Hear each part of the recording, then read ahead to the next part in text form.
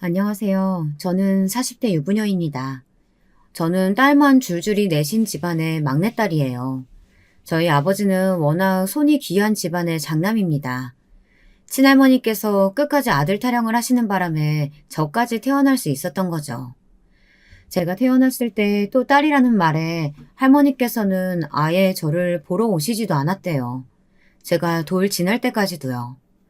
저야 사실 기억도 나지 않는 일이니 크게 서운할 것도 없었지만 어머니는 펑펑 눈물을 쏟을 정도로 서러워하셨대요. 그럴 만도 한 게 당시 부모님은 주말 부부셨어요. 저와 어머니는 서울에 있었고 아버지는 지방에 발령을 받아 몇 년째 떨어져 계셨거든요. 저를 낳았는데도 아버지는 일 때문에 하루 만에 지방으로 돌아가셨답니다. 그런데 어머니께서 저를 낳고 건강이 좋지 않아 병원에 2주 넘게 입원을 했대요. 외할머니는 저와 언니들을 돌보느라 병원에 오실 수가 없었죠. 그런 와중에 할머니는 바로 근처에 사시면서도 어머니가 딸을 낳았다는 이유만으로 한 번도 병원에 안 오신 거예요.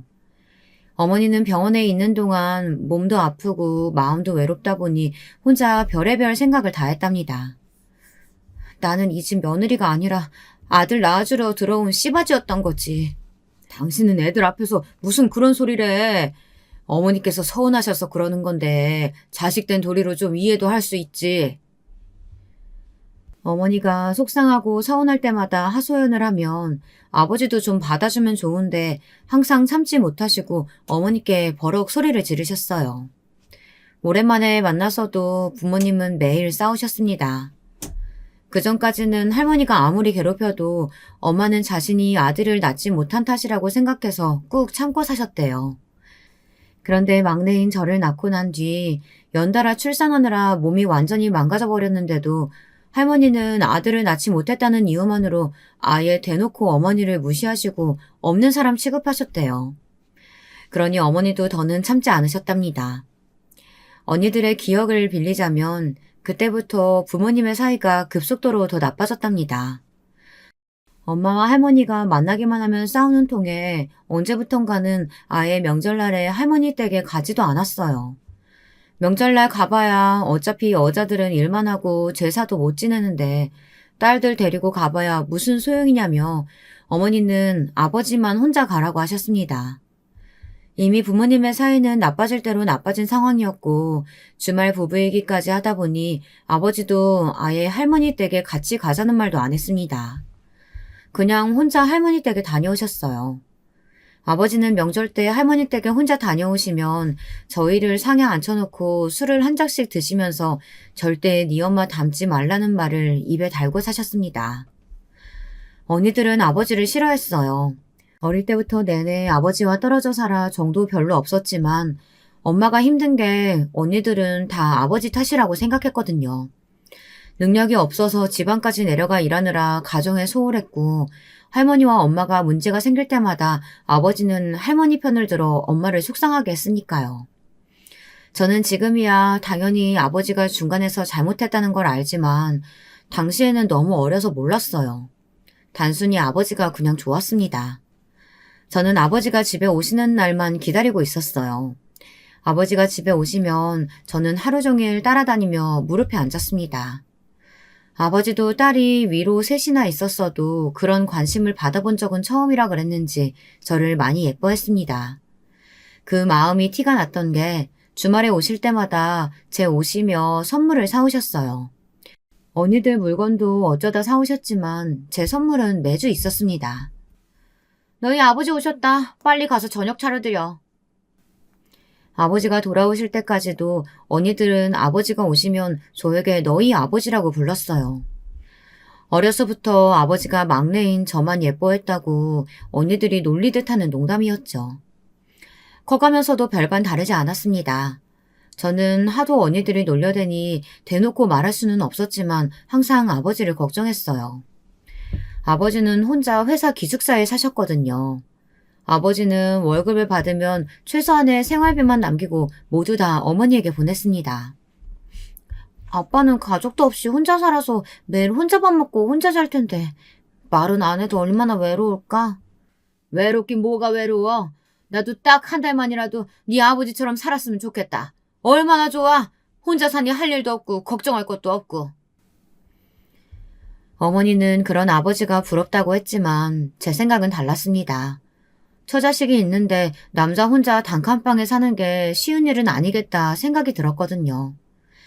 그래서 저는 성인이 된 이후엔 아버지가 계신 곳에 자주 찾아갔어요. 그럴 수밖에 없었던 게 아버지가 직장을 퇴직하시고도 서울로 올라오지 않으시겠다고 하시더라고요. 왜냐고요? 부부 사이의 일이니 저도 정확한 진실을 알 수는 없었지만 제가 생각하기론 아버지의 의사 반, 어머니의 강요 반이었던 것 같습니다. 아버지의 퇴직이 1년 정도 남아있을 때 어머니께서 넌지시 제안을 하나 하셨거든요. 살던 기숙사 근처에 작게 땅을 사줄 테니 거기서 농사나 좀 지으라고요. 평소에 아버지께서 일이 힘들다고 투덜대실 때마다 그렇게 이야기하긴 했어요. 조용한 데서 농사나 좀 지으며 살고 싶다고요. 어머니는 결국 아버지의 꿈을 이루어준다는 명분으로 지방에 땅을 사서 아버지를 그곳에 남게 했습니다. 저는 아버지에게 갈 때마다 물었어요. 평생 혼자 사시는 거 외롭지 않냐고요. 그럴 때마다 아버지는 괜찮다고만 하셨습니다. 가족들이랑 너무 오랫동안 떨어져 살아서 그런지 이제는 그 집에 가면 불편해. 내가 꼭 이방인인 것 같고. 난 여기가 편하다. 지금도 간혹 그때의 아버지의 대답을 떠올리면 과연 진담이셨을까 싶어요. 그냥 외롭다고 더는 혼자 살기 싫다고 말할 자신이 없어서 그렇게 이야기하신 건 아닐까 싶습니다. 왜 과거형이냐고요? 아버지께서는 제가 결혼하는 것도 못 보시고 돌아가셨어요. 농사가 제법 잘 된다며 매일 상추며 고추 같은 채소를 보내주셨는데 언제부턴가 연락이 뜸해서 제가 찾아갔더니 몸이 많이 안 좋아지셨더라고요. 너는 너희 얼마 안 닮아서 결혼하면 잘 살 거야. 그리고 무조건 시부모님한테도 잘해. 그럼 아무리 못난 남편이라도 마누라한테 잘하게 돼 있어. 제가 자주 내려가 아버지를 병원에 모시고 다녔어요. 그때마다 같은 이야기를 하셨습니다. 그때는 또 고루한 소리 한다고 아버지에게 짜증 섞인 소리를 했지만 지금 와 생각해보면 제 걱정을 해서 그런 소리를 하신 걸 텐데 너무 죄송해요. 저는 아버지가 돌아가시고 나서 한참 동안 힘들었습니다. 아버지가 워낙 술하고 담배를 좋아해서 간하고 폐가 망가질 대로 망가진 상태로 돌아가셨거든요. 어머니와 언니들은 아버지가 돌아가셨을 때도 그럴 줄 알았다며 그렇게 자기관리 못하고 매일 술 마시고 담배를 피워댔으니 칠순도 못 넘긴 거라고 했지만 저는 그런 소리를 듣는 게 더 속상했어요. 평생 곁에서 잔소리해줄 가족도 없이 혼자 사셨으니 얼마나 외로웠겠어요. 술, 담배라도 하지 않으면 낙이 없었겠죠. 그랬습니다. 저는 아버지가 어떤 남편이었건 어떤 아버지였건 간에 한 사람의 인생으로서 불쌍하다고 생각했어요. 그래서 저는 다정다감한 사람이 되기 위해 항상 노력했습니다. 어머니가 이해되지 않아도 언니들이 이기적이라는 생각이 들어도 이해하고 넘어갔어요. 가족은 그런 거니까요. 그런데 매번 이해하고 넘어가기가 쉽지만은 않았습니다. 언니 셋이 모두 다 결혼하고 저만 남았을 때 어머니는 농담처럼 제가 결혼하지 않았으면 좋겠다고 하셨어요. 언니들도 다 떠나갔는데 저까지 가버리면 혼자 어떻게 사시냐고요. 아버지는 그 외딴 동네에서 평생 혼자 잘만 살았는데 엄마는 딸들하고 다 가까이 살면서도 왜 그렇게 엄살이 심해? 그럼 막내들어 평생 시집도 가지 말고 엄마만 모시고 살라는 거야? 누가 시집을 아예 가지 말래?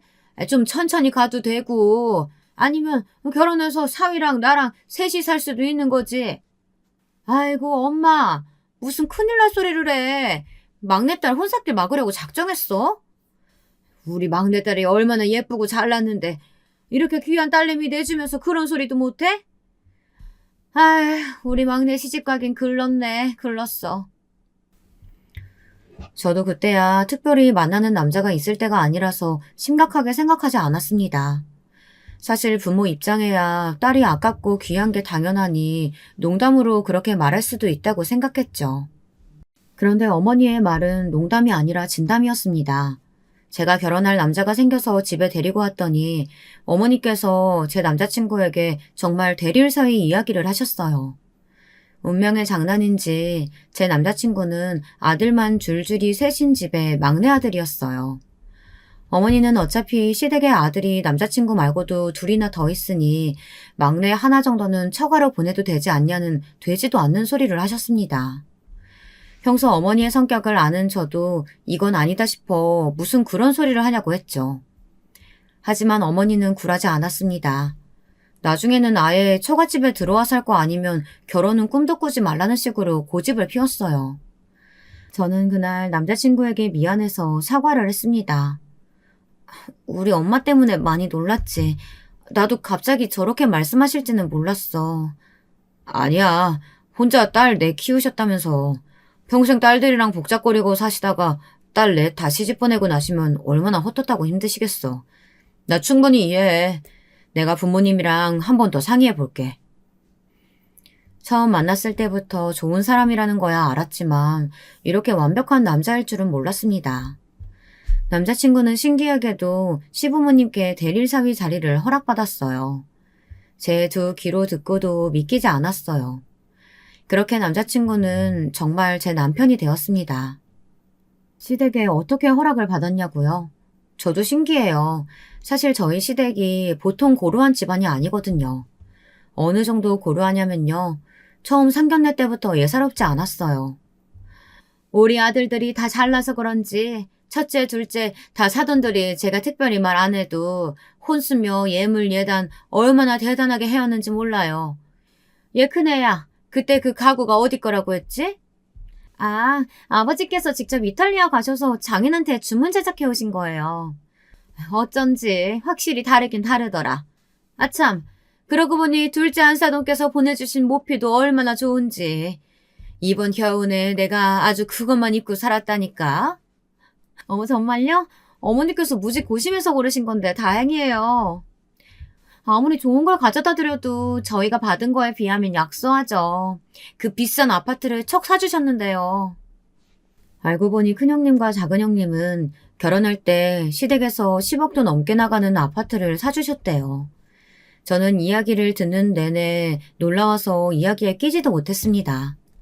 사실 안 그래도 남편에 비해 제 조건이 더 딸려요. 저는 일반 직장인이지만 남편은 세무사거든요. 저는 그것만으로도 마음에 걸렸는데 상견례 자리에서 남편의 집안 이야기를 모두 다 듣고 나자 더 자신감이 떨어졌습니다. 저도 몰랐었는데 사실 시아버지께서 지역에서 꽤 유명한 분이셨더라고요. 남편의 할아버지께서도 크게 사업을 하셨던 분이라 남편의 집안은 이미 탄탄한 재력을 가지고 있었는데요. 시아버지께서도 지역 금융사 최고 경영자 자리에까지 오르셨다네요. 인맥이며 재력이며 어느 하나 빠지는 게 없는 집안이었습니다. 그뿐만이 아니에요. 첫째 아주버님도 대기업에 다니고 있었고 둘째 아주버님은 공기업에 다니세요. 그랬으니 큰형님, 작은형님 두 분 다 알아서 혼수를 어마어마하게 하셨나 봐요. 저는 시간이 갈수록 점점 더 위축됐는데요. 저희 친정어머니는 그렇지 않으셨습니다. 오히려 더 당당하셨어요. 그거야 사돈께서 비싼 아파트 한 채씩 사주셨으니까 그런 거죠. 우리 애들은 상황이 다르잖아요. 어차피 결혼하면 우리 집에 들어와 살기로 했는데 혼수니 예단이니 다 무슨 소용이에요? 저희가 언제 대릴 사유로 받아달라고 했습니까? 안사돈께서 저희 아들이 안 들어가서 살면 결혼 못 시킨다고 했다면서요. 얘가 무조건 처가댁에 들어가 살겠다고 얼마나 조르는지. 제 진짜 속마음이야. 그깟 결혼 안 시키고 싶죠. 근데 어쩌겠어요. 귀한 내 아들이 죽어도 결혼해야겠다는데. 상견례 분위기가 삽시간에 안 좋아지자 저와 남편은 당황했습니다. 중간에서 어떻게 해야 하나 해서요. 그런데 때마침 시아버지께서 나서셨습니다. 이제 한 가족인데 별거 아닌 걸로 왈가왈부하면 되겠습니까? 안사돈께서 원하시는 대로 제 아들을 데릴 사이로 데려가셨으니 우리 막내 며느리도 알아서 시댁에 잘 하겠죠. 그치, 세아가? 저는 그때까지만 해도 너무 뭘 몰랐습니다. 참 순진했어요. 시아버지의 말씀에 어쩔 줄 몰라 하며 제가 잘하겠다고 아주 꾸벅 절을 했습니다. 결혼 준비할 때도 별의별 일이 다 있었어요. 시어머니는 하루에도 몇 번씩 전화하셨어요. 그리고는 자꾸만 이상한 질문을 하셨습니다. 친정에 신혼방으로 쓸 방에 가봐도 되겠냐, 방 크기는 어느 정도 되냐, 화장실은 몇 개냐 등등 걱정이 많으셨어요. 처음에야 그러려니 했는데 하루에도 몇 번씩 전화해서 그러시니 남편을 무슨 5살짜리 어린애로 보시는 것 같더라고요. 우리 막내가 보기엔 털털해 보여도 은근 잠기가 예민해가지고 옆에서 뒤척이기만 해도 잠을 못 자. 근데 세아가 너 잠버릇은 어떠니? 너 혹시 코 고는 거 아니지? 아니다. 차라리 침대를 하나 사줄까?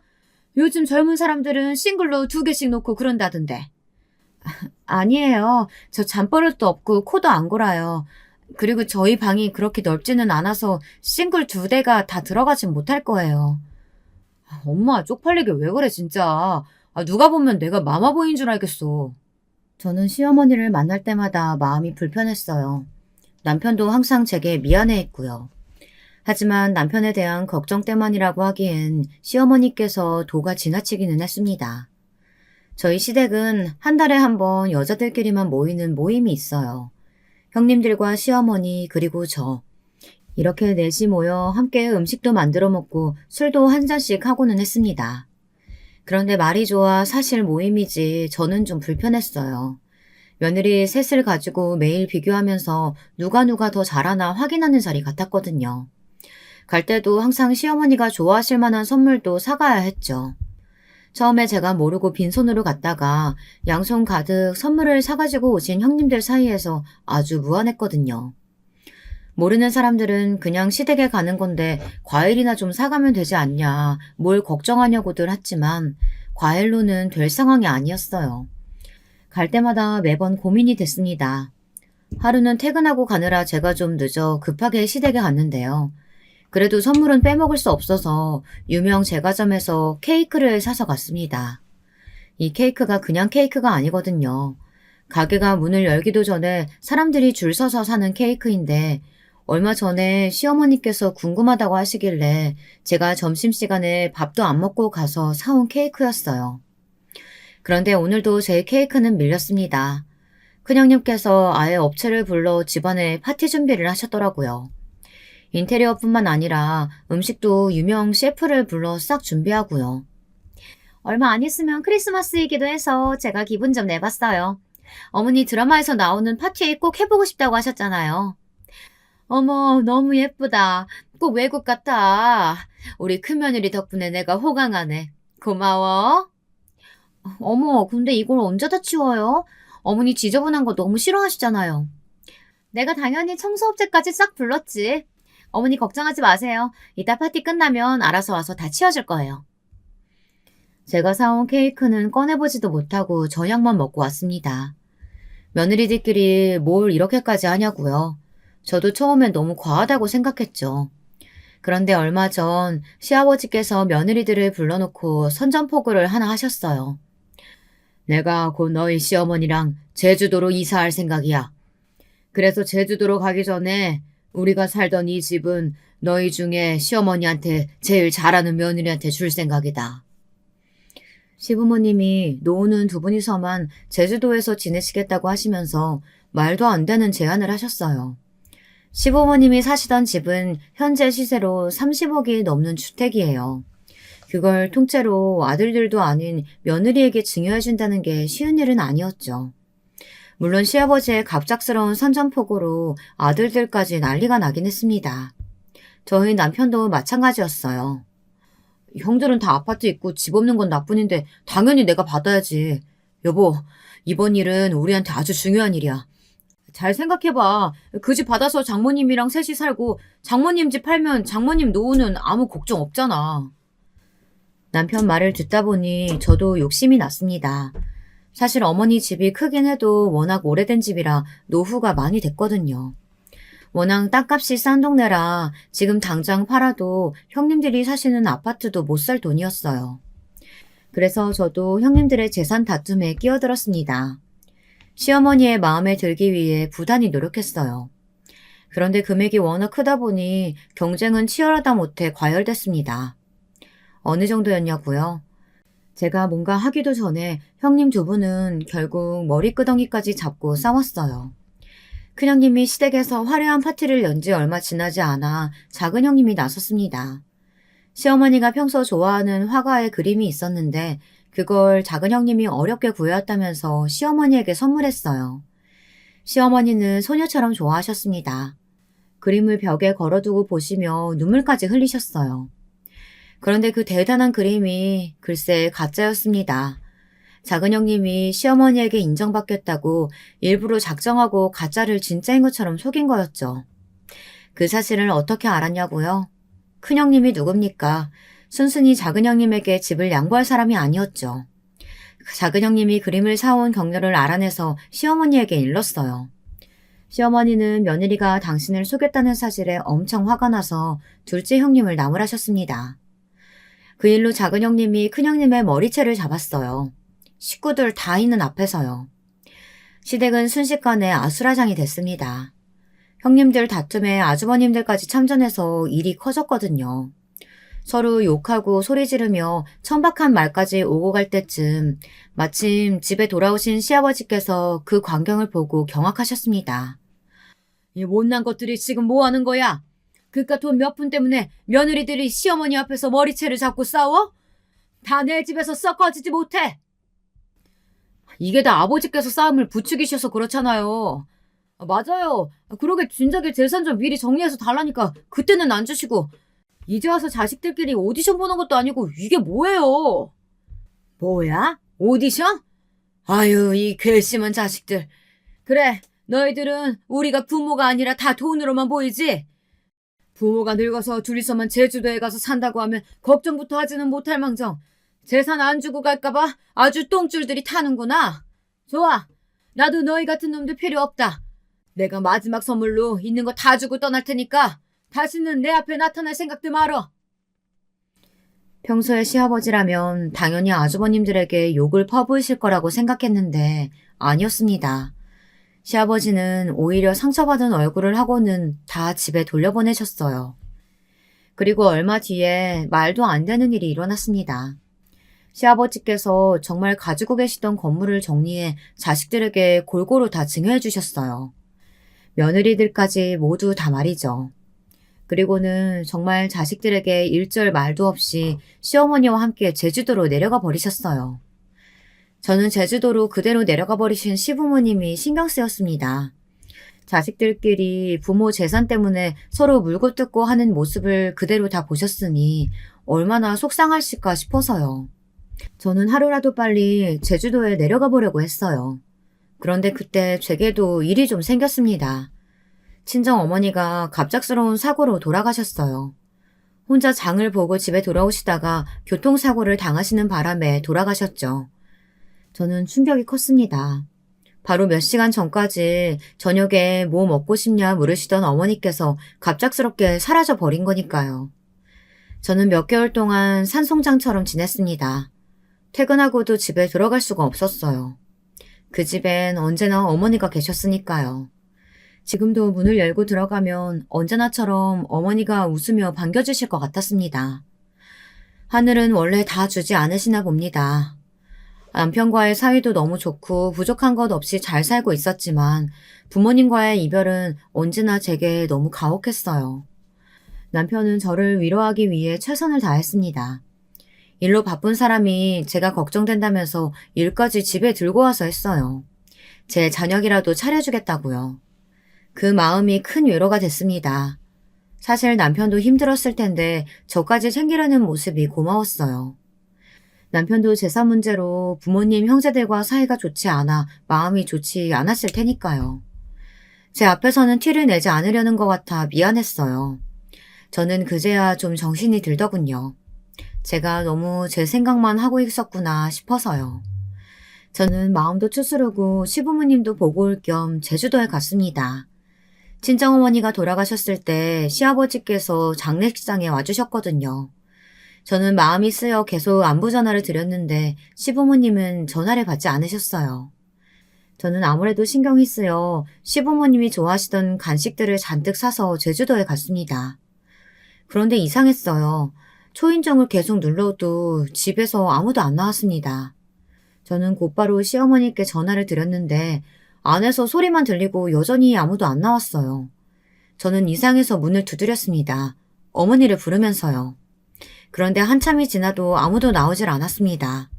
시아버지께 전화를 드리려던 차에 문 안쪽 정원에서 이상한 소리가 들리더군요. 저는 담 쪽으로 걸어가 안을 바라봤어요. 분명 안에서 인기척이 들렸으니까요. 그때였습니다. 아, 언니, 왜 이제서야 왔어? 내가 얼마나 기다렸는지 알아? 저는 정말 너무 놀라서 뒤로 넘어져 버렸습니다. 시어머니가 담벼락으로 갑자기 달려들며 저를 언니라고 불렀어요. 저는 놀라 멍한 눈으로 한참을 시어머니 얼굴을 바라보다가 이내 정신을 차리고 문을 열어달라고 했습니다. 시어머니는 문도 제대로 열지 못했어요. 한참이 걸려 간신히 열린 문을 열고 들어왔더니 눈앞에 펼쳐진 광경이 충격 그 자체였습니다. 마치 아이라도 있는 집처럼 정원에는 모래놀이며 장난감이 널려 있었어요. 심지어 미끄럼틀과 그네까지 있었습니다. 언니, 나 그네 밀어줘. 오빠는 금방 온다고 했는데 아직도 안 와. 저는 도대체 무슨 상황인가 싶어 무서웠지만 애써 참고 시아버지가 오실 때까지 시어머니를 돌봐드렸어요. 날씨가 제법 쌀쌀해 집 안으로 모시고 들어가 씻기고 잠을 재웠습니다. 시간이 지나자 시아버지가 돌아오셨더군요. 시아버지는 저를 보자마자 처음엔 화를 내셨어요. 왜 연락도 없이 왔냐고요. 저도 결혼하고 처음으로 시아버지에게 화를 냈습니다. 이런 큰일이 있는데 왜 지금까지 말씀을 안 하셨냐고요. 제가 우려하던 대로 시어머니는 치매가 맞았습니다. 너희들이 알아봐야 뭐해. 어차피 부모 재산만 누리는 자식들. 엄마 상태 알아봐야 병원에 넣으라는 소리만 할 테지. 아무리 그래도 아버님도 연세가 있으신데 여기서 혼자 어머님을 어떻게 돌보세요. 우선 올라가셔서 가족들이랑 같이 상의해봐요. 저는 이대로 시부모님을 두고 돌아갈 수 없었습니다. 어떻게든 두 분을 모시고 올라가고 싶었어요. 그런데 시아버지는 강경하셨습니다. 사실 시어머니의 일로 제 결혼도 허락하신 거랍니다. 그 전 같았으면 제 조건에 계릴 사위 같은 거 절대 받아들이셨을 리 없다고요. 시아버지도 시어머니의 건강 문제로 힘들었던 시기라 하루라도 빨리 막내를 장가 보내려고 하신 거죠. 시어머니께서 당신의 상태를 숨기고 싶어 하셨으니까요. 나는 너희 시어머니가 원하는 대로 자식들이고 주변이고 다 비밀로 해줄 생각이야. 어차피 집이고 재산이고 다 줬으니 이제 너희들 우리한테 아예 관심도 없잖아. 차라리 잘 됐어. 너도 괜한 마음 쓰지 말고 올라가서 잘 살아라. 다른 애들한테도 아무 말 말고. 저는 아무리 그래도 어떻게 그러냐고 울고 말았습니다. 자꾸만 조금 전 씻겨드릴 때 보았던 앙상한 시어머니의 몸이 떠올라 마음이 아팠습니다. 자식들이 알게 되면 너희 시어머니가 아주 난리칠 거다. 여긴 내가 다 알아서 정리할 테니까 제발 내 말대로 해줘. 안 그러면 너희 남편한테 물려준 재산 다시 다 토해내라고 할 거야. 제 손까지 꼭 쥐시고 말씀하시는데 도저히 외면할 수가 없었습니다. 사실 시아버지 말씀이 다 맞아요. 시아버지가 그렇게 화를 내시며 재산을 다 나눠주신 뒤 제주도에 내려가신 이후 아주버님들과 형님들의 태도가 180도 달라졌거든요. 저는 시아버지의 말씀대로 하기로 했습니다. 남편에게도 말하지 않았어요. 대신 제가 제주도에 자주 내려갔어요. 시어머니도 안쓰러웠지만 사실 시아버지가 더 걱정됐거든요. 저희 아버지 생각이 많이 나서요. 평생 혼자 사시면서 아파도 어디다 말도 못하고 꾹꾹 참고 사셨던 저희 아버지요. 그때는 어려서 아버지 보러 가고 싶어도 마음대로 못 가고 항상 어머니 편을 드느라 아버지에게 소홀할 수밖에 없었거든요. 아버지가 돌아가시고 나서 얼마나 후회했는지 몰라요. 그냥 보고 싶으면 볼 걸, 걱정되면 걱정된다고 말할 걸 하고 말이죠. 저는 시아버지가 오지 말라고 해도 갔습니다. 시아버지는 시어머니를 돌보고 저는 시아버지를 돌봤어요. 제가 그러고 싶었습니다. 생각해보니 아버지께서 돌아가실 때 제게 하신 이야기도 시부모님께 잘하라 였잖아요. 아버지께 다 못한 효도 시아버지께라도 해드리고 싶었습니다. 며느리이기 전에 자식으로서 시아버지가 안쓰럽고 대단하시다는 생각이 들었거든요. 젊은 사람들도 하기 힘든 게 병간호인데 80이 다 되어가는 시아버지께서 온전치 않은 시어머니를 돌보신다는 게 너무 존경스러웠습니다. 거기다가 본인이 지금까지 일어놓으신 것들까지 모두 다 내려놓으시고 제주도까지 내려와서요. 그런데 제가 한 가지 놓치고 있었던 게 있었어요. 바로 제 남편입니다. 제가 자꾸만 제주도에 왔다 갔다 하니 남편은 저를 걱정했어요. 자식들 다 필요 없다고 제주도로 내려가신 부모님이 자식들의 연락은 받지 않으면서 혹시나 저를 따로 불러 귀찮게 하시는 건 아니냐고요. 저는 그때마다 남편을 속이는 게 좀 미안했어요. 하지만 시아버지께서 남편이 알게 되면 저를 절대 못 오게 할 거라고 하셔 숨길 수밖에 없었습니다. 그동안 저와 시아버지는 많이 가까워졌어요. 제가 자꾸만 쉬는 날마다 제주도에 오니 시아버지도 걱정이 되는지 자기 걱정은 하지 말고 좀 쉬라고 하시더라고요. 아버님이 쉬셔야 저도 쉬죠. 안 그래도 제가 다음 달은 일이 바빠서 못 내려와요. 그래서 제가 따로 간병인 한 분 구해뒀어요. 다음 주부터 오시라고 했으니까 이번엔 거절하지 마시고 꼭 간병인 쓰세요. 안 그러면 저 또 월차 쓰고 내려와요. 시아버지는 못 이기는 척 제 부탁을 들어주셨습니다. 그래도 간병인 자르라는 소리가 없으신 게 제가 구한 간병인이 마음에 드시나 보더라고요. 그러던 와중에 문제가 터졌습니다. 1년 넘게 연락도 없었던 아주버님과 형님들이 갑자기 집에 찾아왔어요. 시부모님이 제주도에 내려가시고 나서 처음이었습니다. 그런데 오랜만에 찾아와서 한다는 소리가 가관이었어요. 막내, 너 혹시 알고 있었냐? 아버지 회사에 지분 있는 거랑 따로 투자해놓은 거 있었던 거. 그랬습니다. 돈 문제가 아니면 연락할 리 없었죠. 큰 아주버님께서 어디서 들으셨는지 시아버지께서 따로 정리해둔 재산이 또 있다는 사실을 알게 된 겁니다. 아버지한테 재산이 있든 말든 형이 무슨 상관이야. 그럼 아버지 성격에 진짜 우리한테 다 주고 떠나신 줄 알았어? 거봐 형. 어머니가 막내랑 우리랑 차별한다니까. 너 어머니한테 들었지? 어머니가 뭐래? 아버지 돌아가시면 너한테 따로 준대? 무슨 말도 안 되는 소리야. 형들은 양심이라는 게 있기는 해? 어떻게 그런 말을 아무렇지도 않게 해? 이 자식 이거 착한 척하는 것 좀 봐라. 뭐가 있으니까 아버지가 우리 전화 안 받으면서 너희 장모님 돌아가셨을 때 장례식에는 온 거였잖아. 너 말 똑바로 안 해? 그만. 제발 그만 좀 하세요. 아버님 연세도 이제 80이세요.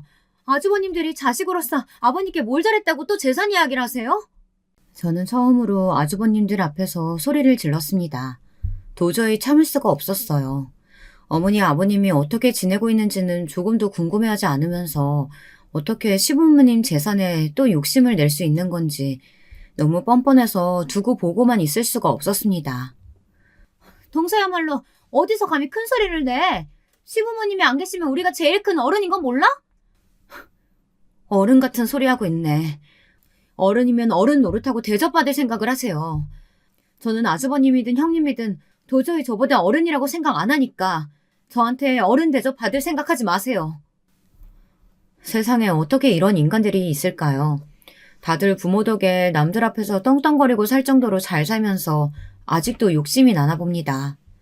저는 곧바로 제주도에 계신 시아버지에게 연락을 드렸어요. 아주버님과 형님들이 제주도로 내려갈 것 같다고요. 제 이야기에 시아버지는 속상하신 듯 보였지만 얘기 안 할 수가 없었습니다. 아무것도 모르고 계시다가 또 아주버님과 형님들에게 당하면 안 되니까요. 그런데 며칠 뒤 큰일이 벌어졌습니다. 간병인 분에게 연락이 왔어요. 저희 시아버지께서 쓰러지셨답니다. 저는 너무 놀라서 남편과 바로 제주도로 내려갔어요. 내려가면서 저는 펑펑 눈물을 쏟았습니다. 이게 다 제 잘못 같아서요. 제가 괜한 소리를 시아버지께 하는 바람에 시아버지가 충격을 받으신 것 같아 너무 걱정됐습니다. 그런데 상황은 생각보다 더 심각했어요. 시아버지께서 아예 의식불명으로 중환자실에 누워 계셨습니다. 의사 선생님 말씀이 갑작스러운 뇌출혈이라 상황이 좋지 않다더군요. 저는 그대로 병원 바닥에 주저앉았습니다. 아버지와 어머니만으로도 모자라 저에게 또 왜 이런 일이 일어나는 건지 하늘이 원망스러웠어요. 그런데 와중에 최악의 상황이 벌어졌습니다. 시어머니의 상황까지 가족들이 모두 알게 됐어요. 게다가 제가 알고 있었다는 사실까지 밝혀지게 되자 가족들의 모든 화살이 저에게 돌아왔어요. 재수 씨가 어떻게 이래요? 설마 아버지한테 재산 남아있는 거 미리 알고 지금까지 혼자 몰래 제주도 드나들면서 아버지한테 점수 딴 거예요? 아주버님, 무슨 말을 그렇게 하세요? 제가 아주버님이랑 똑같은 사람인 줄 아세요? 동서, 저번부터 말 자꾸 싹수 없게 한다? 이래서 가정교육이 중요하다니까? 아버지 없이 자랐으니 뭘 보고 배웠겠어? 형수님이야말로 말 조심하세요. 아까 어머니 간병인 얘기 못 들었어요? 와이프가 아버지 힘드실까봐 여기저기 수소문해서 간병인도 구해준 거라잖아요. 그러니까 그게 다 계획적이었던 거 아니냐고요. 상상도 못했습니다. 형님들도 아주버님들도 이 정도로 상식이 없는 사람들인 줄은 몰랐어요. 어머니의 간병인이 지금까지 있었던 일을 다 설명했는데도 자기들 마음대로 해석해서 생각했어요. 남편은 또 제게 미안해했습니다.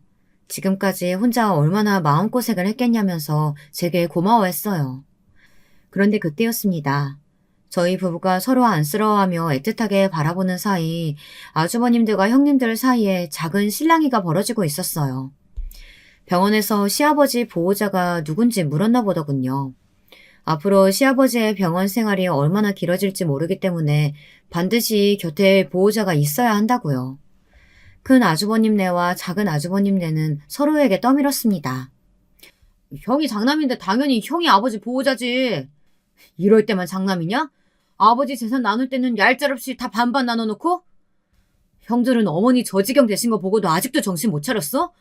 우리가 지금 그런 거 가지고 싸울 때야? 어이씨구, 또 착한 척하고 있네. 그럼 네가 아버지 보호자야, 이 자식아? 안 그래도 그럴 생각이야. 어차피 지금까지도 우리 와이프가 다 알아서 했는데 이제 알았으니까 내가 해야지. 저 새끼 저거 아버지 옆에 붙어서 재산 빼돌리려고 하는 거 아니야? 안 되겠다, 여보. 당신이 좀 아버지 옆에 있어. 어차피 집에 가봐야 쇼핑하는 거 말고 당신이 하는 것도 없잖아. 뭐? 이 인간이 입에서 나오면 다 말인 줄 아나. 내가 당신 아버지 간병을 왜 해? 우리도 이러고 있을 수 없지. 여보, 당신이 하면 되겠다. 당신 간호대학 나왔잖아. 뭐래? 내가 간호사지 무슨 간병인이야? 나는 절대 간병 같은 건 못해. 그렇게 걱정되면 당신이 하든지. 금세 시끄러워졌습니다. 이놈의 형제들은 도저히 조용할 틈이 없었어요. 어쩜 저렇게 이기적일까요? 재산은 누구에게도 뺏기기 싫으면서 조금도 부모님을 위하는 일에는 관심이 없었습니다. 다들 조용히 좀 하세요. 여기 아픈 환자들 안 보여요? 몰상식해서 정말. 병원은 제가 있을 테니까 시끄럽게 하지 말고 그냥 다 올라가세요. 진심이었습니다. 사실 시아버지께서 쓰러지셨다는 소리를 들었을 때 저는 이미 각오했어요. 제가 시아버지의 곁에 있기로요. 형님들은 못 믿으시겠지만 저는 시아버지가 정말 걱정됐습니다. 남편이야 당연히 자신이 있겠다고 했지만 제가 제일 잘 알잖아요. 남편이 회사를 그만두지 않는 한 제주도에 내려올 방법은 없었어요. 제가 회사에 안식년 휴가를 냈습니다. 입사하고 지금까지 저는 한 번도 쓰지 않았기 때문에 어렵지 않았어요. 그때부터 저의 제주도 생활이 본격적으로 시작됐습니다. 병원에서 먹고 자고 아침에는 시부모님 댁에 들러 시어머니도 챙겨드렸어요. 간병인분이 워낙 잘해주셔서 시어머니 상태도 전보다 많이 좋아졌습니다. 물론 저를 알아보지는 못했지만요. 남편은 하루에도 10번씩 전화를 했어요. 시간만 나면 제주도에 내려왔습니다. 바쁜 와중에도 휴가를 내 어떻게든 시아버지 곁에 있으려고 노력했어요. 저희 부부는 오로지 시아버지가 깨어나시기만을 기다렸습니다. 그러던 어느 날이었어요. 따뜻한 수건으로 시아버지 몸을 닦아드리고 있는데 남편이 잔뜩 화가 나서 전화를 했더군요. 지금 제주도에 내려오는 중이라고요. 저는 또 무슨 일이냐고 물었습니다. 그러자 남편이 하는 말이 기가 막혔어요. 아침부터 큰 아주버님에게 연락이 왔는데 아무래도 안 되겠다면서 제주도에 내려간다고 했답니다. 나 벌써 50이야. 대기업에서 이 나이까지 버티는 게 얼마나 힘든 줄 알아? 나 이번 희망 퇴직자 명단에도 있다니까? 우리 애들 아직 한창인데 내가 회사 잘리면 뭐 먹고 사냐? 더는 이대로는 안 되겠어. 하루라도 빨리 아버지가 가지고 있다는 집은 받아야겠어. 중환자실에 의식불명으로 누워 계신 분한테 지분을 어떻게 받아? 형, 내가 진짜 부탁하는데 제발 그만 좀 해. 아버지 돌아가시면 얼마나 후회하려 그래? 나이 들면 다 죽는 거지. 후회는 무슨 후회. 나 아무래도 지금 당장 제주도로 내려가야겠다. 병원 가서 담당 교수한테 따져야지. 정신도 안 돌아오는 노친에 언제까지 병원비만 잡아먹을 거냐고. 남편 말에 저는 경악을 금치 못했습니다. 시아버지 얼굴을 닦다가 눈물을 쏟았어요. 어떻게 된 자식이 저런 소리를 함부로 꺼낼 수가 있죠. 남편은 큰 아주버님 말에 너무 놀라 급하게 가장 빠른 제주도행 표를 예매했답니다. 큰 아주머님을 말리려고요. 그런데 그날 저녁 말도 안 되는 일이 일어났습니다. 드라마에서나 나올 법한 신기한 일이 제 앞에 벌어졌어요. 남편과 아주버님이 제주도에 올 줄은 알고 있었지만 이게 웬걸 작은 아주버님의 형님들까지 모두 다 제주도에 오셨더군요. 저는 또 무슨 소란을 피우려고 왔나 했더니만 형님들이 짜증을 내며 말하는데 분위기가 심상치 않았어요. 갑자기 제주도는 왜 내려오라고 한 거야? 모르겠어요. 친구들이랑 온천 여행 가려고 계획 다 짜놨는데 아우 짜증나. 보아하니 형님들도 영문을 모르고 제주도에 왔나 보더군요. 그때였어요. 시아버지가 계신 병원에 반듯한 양복을 입은 젊은 남자가 나타났습니다. 그러더니 자신을 시아버지의 변호사라고 소개하더군요. 변호사라는 말에 아주버님과 형님들은 웅성거렸습니다. 변호사가 여긴 갑자기 왜 왔냐고요. 그때 변호사가 한다는 말이 지금부터 시아버지의 유서를 공개하겠다더군요. 그 말에 삽시간에 병실 안은 조용해졌습니다. 시아버지에게 미리 작성해둔 유서가 있는 줄은 아무도 모르고 있었거든요. 내가 이럴 줄 알았다니까. 그 음흉한 노인네가 따로 재산 빼돌렸을 줄 알았어. 뭐예요? 빨리 유서 읽어요. 마음 같아서는 큰 아주머님의 머리통을 갈겨주고 싶었습니다. 시아버지께서 제주도에 처음 오셨을 때 유언장을 미리 준비하셨다네요. 아주버님들과 형님들은 그제야 다들 눈이 커졌습니다. 그럴 만도 한 게 유서 내용이 충격적이었어요. 시아버지는 이런 순간을 마치 예상이라도 하신 것처럼 만약 당신에게 건강상의 이유가 생기면 시어머니와 당신을 책임진 자식에게만 재산을 물려주겠다고 유서에 적었습니다. 이거 봐. 이럴 줄 알았다니까.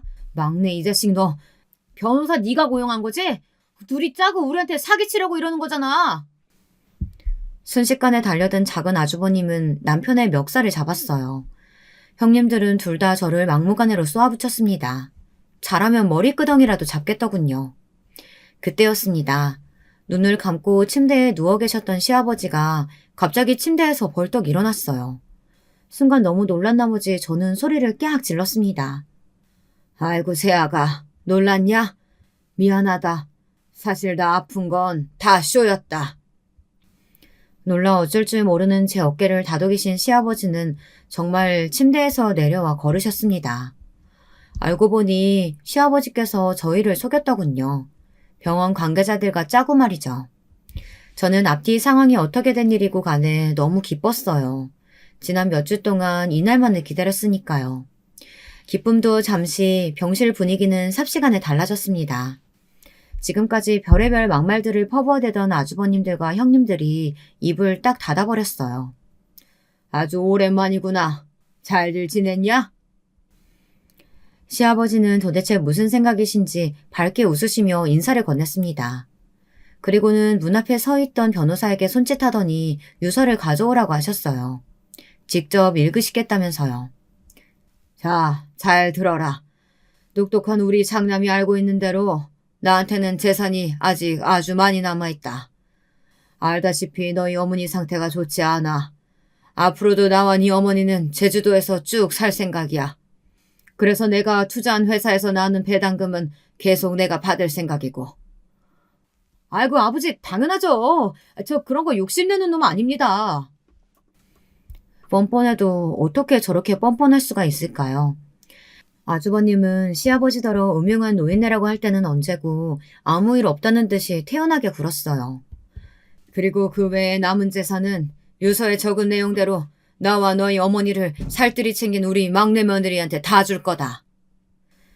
순식간에 난리가 났습니다.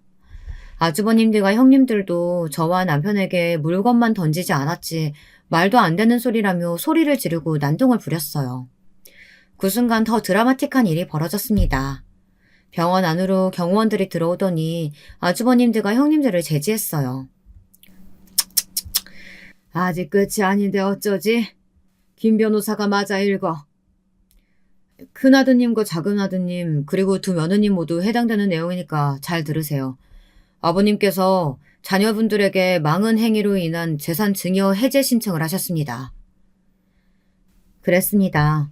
저도 몰랐는데 부모가 자식에게 재산을 증여하고 난 뒤 자식들이 자식으로서 해야 할 의무를 다하지 못하고 부모를 외면하면 증여했던 재산을 다시 뺏어올 수 있더군요. 세상에 그런 거지 같은 법이 어딨어. 여보, 우리도 1억에 있을 게 아니라 빨리 올라가서 변호사 선임하자. 그래요, 형님. 우리 같이 아버님이랑 막내네 소송 걸자고요. 셋이 짜고 재산 안 주려고 저러는 건데 이대로 뺏길 수는 없죠. 형님들, 무식한 소리 좀 그만하세요. 애초에 증여받은 재산은 다 아버님 거라 증여 해제 신청하면 다시 원래대로 돌아오는 거예요. 뺏는 게 아니라. 저는 참다 한마디 했습니다. 사람의 탈을 쓰고 어떻게 저렇게까지 부끄러운 줄 모르나 싶어서요. 제 말에도 아주버님들과 형님들은 뒤도 돌아보지 않고 올라가셨습니다. 변호사를 알아보겠다고요. 정말이지 부끄러운 줄 모르는 인간들이었습니다. 저까지 사람들 보기가 부끄러웠어요. 저는 재산이고 뭐고 간에 이 상황이 너무 어처구니가 없어서 시아버지께 원망 섞인 소리를 했습니다. 어떻게 사람을 그렇게 감쪽같이 속이냐고요. 제 말에 시아버지는 저를 꼭 안아주셨습니다. 저까지 속인 건 너무 미안하지만 어쩔 수 없었다고요. 시아버지는 자식들에게 준 재산을 다 뺏기 전에 마지막으로 확인하고 싶으셨대요. 혹시나 이 녀석들이 아버지가 병상에 누워있는 걸 보면 정신 차리지 않을까 싶어서요. 그날 이후 어떻게 됐냐고요? 말해 뭐 하겠어요. 모든 게 다 시아버지의 계획대로 척척 일사천리로 해결됐습니다. 아주버님과 형님들의 재산은 다시 다 시아버지에게 돌아왔어요. 그리고 시아버지는 정말 제게 아주 많은 재산을 물려주셨습니다. 부동산만 해도 대충 20억이 넘어요. 저는 제가 한 거에 비해 너무나 많은 것을 받는 것 같아 민망했습니다. 그 이후 저희 부부는 많은 생각을 했습니다. 그리고 아예 제주도로 내려왔어요. 남편도 오랫동안 일할 만큼 했고 지금까지 친정어머니 모시느라 고생했잖아요. 앞으로는 저희 부부가 시부모님을 모시기로 했습니다. 에이, 내가 너희더러 나 모시고 살라고 재산 준 거 아니야. 아버님은 괜히 좋으시면서 꼭 그러시더라. 제가 아버님이랑 어머님이랑 같이 살고 싶어서 온 거니까 뭐라고 하지 마세요. 재산 뺏긴 형님들은 어떻게 됐냐고요? 저도 시아버지도 전혀 궁금하지 않았습니다. 시아버지는 아예 일절 아주버님과 형님들 이야기를 꺼내지도 않으세요. 아예 없는 사람 취급하십니다. 하지만 아주버님과 형님들은 달랐죠. 주말마다 집에 찾아와 싹싹 빌었어요. 누가 시키기라도 한 것처럼 일을 찾아서 합니다. 형님들은 시어머니가 좋아하셨던 것들을 잔뜩 사와서 시중을 들어요. 아무리 노력하면 뭐 하겠어요. 시어머니는 아무것도 기억하지 못하시고 시아버지는 아예 못 본 척 하시는걸요. 다시 한번 찾아오면 주거 침입죄로 신고할 거니까 알아서들 해. 시아버지는 절대 문을 열어주지 말라고 하셨지만 저는 언젠가 아주버님과 형님들도 정신이 들겠지 싶어 못 이기는 척 문을 열어줍니다. 그래도 천린인데 끊어질까 싶어서요. 그리고 저희 부부에게 또 다른 좋은 일이 생겼습니다. 저와 남편은 부부 금실이야 좋았지만 사실 고민이 하나 있었어요. 둘 다 겉으로 드러내지는 않았지만 결혼하고 지금까지 아이가 생기지 않아 마음고생을 했었습니다. 그런데 신기하게도 제주도에 내려와 산 지 얼마 되지 않아 제가 임신을 했어요. 노산도 이런 노산이 없는데 제주도에 오고 난 뒤 이래저래 마음이 편했는지 자연스럽게 아이도 생긴 것 같아요. 저와 남편은 어느 때보다 행복한 시간을 보내고 있습니다. 여러분의 가정에도 드라마틱한 일이 생기시길 바랄게요. 지금까지 저의 긴 이야기 들어주셔서 감사합니다. 안녕하세요. 어디다 이 원통한 이야기를 풀어야 할지 몰라 여기를 찾았습니다. 이야기를 시작하기 전에 제가 얼마나 힘든 상황에 처해 있는지 알아주셨으면 합니다. 부디 따뜻한 말씀 한마디씩 부탁드릴게요. 제겐 눈에 넣어도 안 아플 딸 2명이 있습니다. 남편과 결혼하고 한동안 애가 생기지 않아 고생고생하다 낳게 된 딸들이죠. 그렇게 낳은 딸이라 저에겐 유독 각별하게 애정이 가는 자식이었습니다. 특히 저희 첫째 딸은 제게 마치 아픈 손가락 같은 존재인데요. 장녀라서가 아니라 첫째 딸이 어렸을 때부터 몸이 좀 자주 아팠습니다. 갓난아기 때부터 열이 잘 나 응급실을 왔다 갔다 했고 그 때문에 저 역시 하루에도 천국과 지옥을 여러 번 왔다 갔다 하곤 했습니다. 흔히 아이가 아프면 부모는 아무것도 못한다고 하죠. 저도 아이가 아플 때마다 심장이 쿵 떨어져 열 떨어질 때까지 얼굴만 넋놓고 바라보고 있었습니다. 아가야, 왜 이렇게 자주 아픈 거니? 엄마가 널 건강하게 낳아주지 못한 거니? 미안해, 아가야. 내가 널 고생시키는 것 같아. 아프지 마, 아가야. 가끔은 죄책감이 밀려와 그런 속삭임을 중얼거리면 아이는 제 말을 알아듣기라도 한 것처럼 손을 꼼지락거리곤 했습니다. 그렇게 엄마의 속을 썩이던 첫째 딸은 오히려 크더니 조금 나아지더라고요. 비법이랄 건 없지만 제가 일부러 아침마다 과일을 갈아 먹이고 저녁엔 줄넘기나 훌라후프 같은 운동을 시켰어요. 주말엔 저와 함께 자전거도 타러 나갔고요.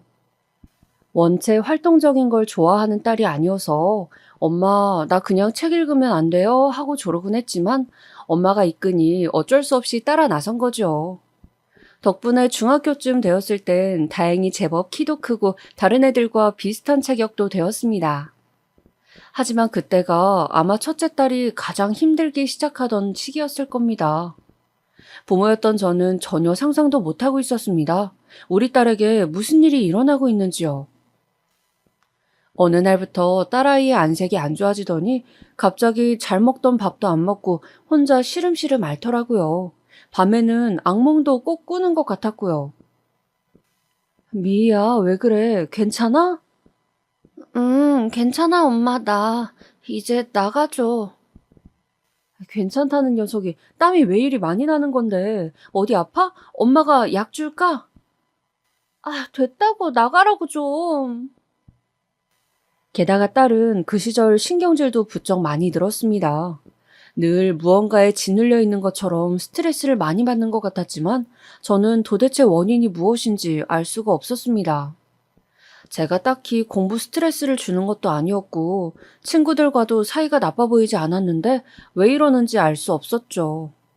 둘째 딸에게 몰래가 무슨 일이 있는지 한번 물어보라 했지만 둘째 딸 역시 고개를 내줬더군요. 그러던 어느 날 시장에서 장을 보고 돌아오던 길 청천벽력 같은 광경을 목격하게 되었어요. 시장 골목길 구석에서 교복 입은 학생들 여럿이서 누군가를 둘러싸고 있는데 안에 있는 아이에게 욕설을 하고 교과서나 그런 것들을 집어던지는 것 같더라고요. 놀라서 장바구니를 내려놓고 일단 말리겠다는 심산으로 불이 나게 달려갔죠. 너네 지금 뭐 하는 거니? 당장 그만 안 둬? 아줌마는 신경 끄고 가세요. 이러면 경찰에 신고할 거다. 너희 부모님 어디 계시니? 아이씨, 진짜 짜증나게. 왜 지랄이야? 그런데 그 순간 울음소리가 비집고 나왔고 제 귀가 거기에 먼저 반응했어요. 그리고 아이들이 둘러싸고 있던 피해자 아이의 얼굴을 확인한 순간 그대로 얼어붙고 말았죠. 바로 제 딸이었습니다. 눈에 넣어도 아프지 않을 제 딸이요. 엄마, 미희야. 엄마, 나 좀 구해줘. 알고 보니 딸은 따돌림을 당하고 있었더라고요. 그것도 같은 반 아이들에게 1년간 말이죠. 워낙에 교묘하게 당했던지라 학교 선생님도 몰랐다 하셨고 그 바람에 제 딸은 1년간이나 그렇게 끔찍한 고문 같은 시간을 보내야만 했습니다. 저는 당장에 가해자 학부모들과 학교 선생님들까지 소집하여 고래고래 소리쳤어요. 선생님, 아이가 1년 동안 이런 일을 당했는데 어떻게 모르실 수가 있습니까? 그리고 당신들은 애 교육을 어떻게 시킨 거예요? 지금 우리 딸이 어떤 상태인지 아세요? 죽도 못 먹고 다토해 병원에 있습니다. 이걸 어떻게 보상하실 거냐고요? 말 그대로 정말 울부짖었던 것 같아요. 그때는 눈앞에 보이는 게 없었어요. 이성의 끈은 이미 놓은 지 오래였고 내 딸이 당한 것만 생각하면 온몸이 부들부들 떨려 가해자 애들 멱살이라도 잡고 싶은 심정이었습니다. 근데 그때 가해자 부모 한 명이 무릎을 꿇더라고요. 제발 한 번만 선처해 주십시오. 우리 아이가 엄마 없이 커서 제가 자식 교육 못 시킨 탓입니다. 죄송합니다. 어떻게든 보상하겠습니다. 돈이든 뭐든 한 번만 용서해 주십시오. 이렇게 부탁드립니다. 가해자 부모들은 그 자리에서 가해자 아이들을 대신해 저에게 용서를 빌었어요. 참 희한하죠. 정작 우리 딸아이를 괴롭힌 아이들은 병문안조차 한 번 오지 않았는데 부모들이 자기 자식 용서해달라며 죄송하다고 무릎 꿇고 빌고 있으니까요. 같은 자식 키우는 입장에서 그 부모들의 심정도 이해가 갔습니다. 허나 저는 이 일을 그대로 넘어가고 싶지 않아 학교 측에 그 아이들 모두 징계 처분할 것을 요구했고 제 딸은 곧바로 다른 곳으로 전학시켜버렸죠. 하지만 딸아이는 한참 동안이나 학교를 나가지 못했습니다. 어찌된 영문인지 병원에서 퇴원한 이후에도 딸아이는 학교만 가면 머리가 어질거리고 아프다며 선생님에게 말해 집으로 돌아오곤 했어요. 아마도 학교에 대한 공포가 생긴 것 같았습니다. 어린 나이에 그런 따돌림을 1년간 겪었으니 그럴만도 했죠. 미희야, 우리 조금만 노력해보자. 엄마는 그래도 포기할 수 없어. 고등학교는 검정고시 친다고 해도 중학교까지는 다녀야 해. 이렇게 일찍 집에 와도 되니까 학교는 나가보자. 엄마, 나가야 해, 나? 정말 가기 싫어. 나 정말 무섭단 말이야. 허나 저는 학교 가기 전만 되면 사색이 되어 부들부들 떠는 딸을 억지로 교실 안으로 밀어 넣었어요. 그땐 그렇게라도 해서 중학교를 졸업시켜야 한다는 생각이 컸어요. 근데 그러지 말았어야 할까요? 지금도 제가 했던 그 행동들을 되짚어보면 잘한 건지 모르겠습니다. 엄마의 욕심에 그저 아이를 몰아붙인 건 아닌지. 그래도 다행히 그런 첫째 딸이 조금이나마 활력을 찾게 된 건 새로운 학교에서 만난 친구들 덕분이었습니다. 전 학교와 달리 이번에 사귄 친구들이 다 순하고 착해 딸아이를 언니처럼 보듬어 주더라고요. 딸아이가 집안에 박혀 있으면 끄집어내어 시내를 쏘다니기도 하고요. 저는 어린아이들이 저 대신 그런 역할을 해주는 게 대견하고 고마워 용돈을 쥐어주거나 아이들을 불러 맛있는 것들을 해주기도 했습니다. 얘들아, 많이 먹어라. 이거 아줌마가 만든 탕수육인데 맛있을 거야. 집에 갈 때도 좀 싸가고 언제든지 집에 놀러 와라. 알았지? 네, 감사합니다, 아줌마. 아이들이 우리 딸과 천진하게 웃고 있으면 그게 그렇게 보기 좋을 수가 없었습니다. 아무쪼록 첫째 딸이 그렇게 기운을 차리고 일어서는 동안 저 역시 조금씩 마음을 추슬러 나갔습니다. 그리고 딸의 입에서 엄마, 나 고등학교 갈래? 라는 말이 나왔을 때 얼마나 기뻤는지 모릅니다. 그렇게 무사히 고등학교까지 입학해 공부를 할 때쯤에야 엄마인 저는 완전히 마음을 놓았습니다. 첫째에는 고등학교에 가선 마음이 안정됐는지 공부까지 잘해 서울의 상위권 대학에 갈 수 있을 정도의 성적을 금방 내더군요. 미 정도면 서울대도 노려볼 수 있을 것 같아요, 어머님.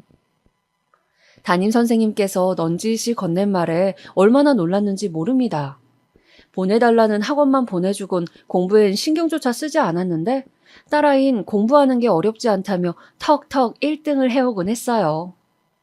그런데 첫째 딸에게 너무 신경을 쓰느라 한 가지를 놓치고 말았습니다. 소외되었을 우리 둘째 딸은 생각하지 못했던 거죠. 한 자식이 아프니 거기에 온 신경을 쏘느라 다른 자식에겐 그 어떤 보살핌도 제공해주고 있지 못했죠. 근데도 의젓한 둘째 딸은 언니가 아프잖아. 나는 괜찮아. 언니만 건강하면 됐어. 하고 이해해주더군요. 참, 저는 그런 면에서 복받은 엄마였습니다.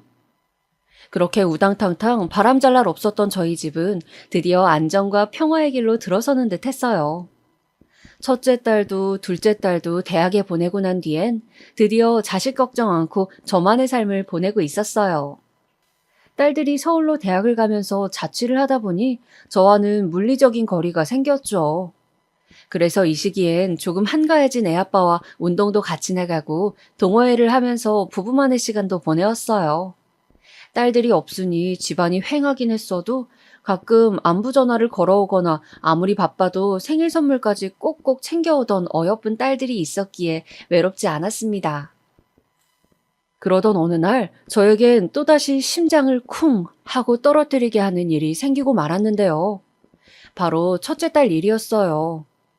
첫째 딸은 당시 아나운서 준비로 무척 바빴습니다. 그래서 명절날에도 못 오고 학원을 다니며 준비를 한다고 하더라고요.